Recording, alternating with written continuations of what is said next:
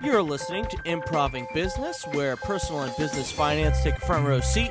I'm Brandon. Hello, this is Rick. And last week we were talking about business predictions from the early 90s, and this week we'll be talking about more modern ones, business predictions for today, and the story will be my near miss of being in a landslide on the Very I-5. near miss. Very near miss, about 15 minutes near miss. And also, we did last week on my predictions when I was a 9-year-old of a psychic that never came true. Which weren't very useful. You are not a veteran or a vet, because right. you didn't specify what type of vet you were going to be. No, he said Navy.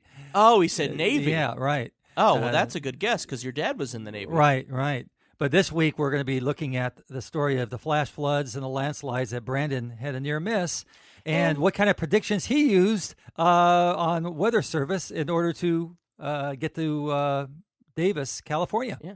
And since last time we talked about how useful predictions were in the late 90s, about the 2000s, this time we're going to be looking at modern predictions and see what we can extrapolate so you can figure out what to focus your business towards and look at the clouds on the horizon with what's going to be happening this next year. Yeah, clouds on the horizon. I know. Clever by yes. me. Specifically today, we're going to be talking about the prediction published in BrianSolis.com regarding specifically disruptive technology and how that's going to change in the next year or so. Now, you know that term disruptive technology is kind of a common term of something that is put into the marketplace that changes the way things are happening. Yeah, like the iPhone was when it first came out. People having computers in their pocket was like great. Except for the one guy walking around with his laptop with a long extension cord. Yeah, hanging around his neck like in the old movies, the ladies used to sell cigarettes. Ah, yes. It was cigarettes. There Tipperellos. What's a tipperello? Tipperello was a small cigar with a plastic tip on the end that I think would be used as a filter so you don't get any tobacco in your mouth. Okay. My grandfather, when he smoked, was very rare, my Italian grandfather, would smoke those. Tipperellos. Yeah, but I would see him maybe once a year smoke one of those.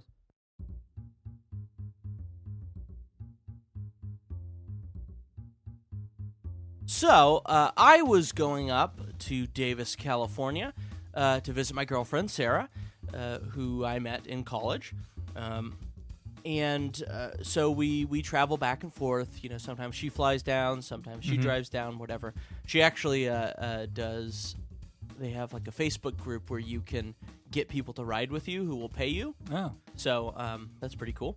I don't have that because I'm going the opposite direction.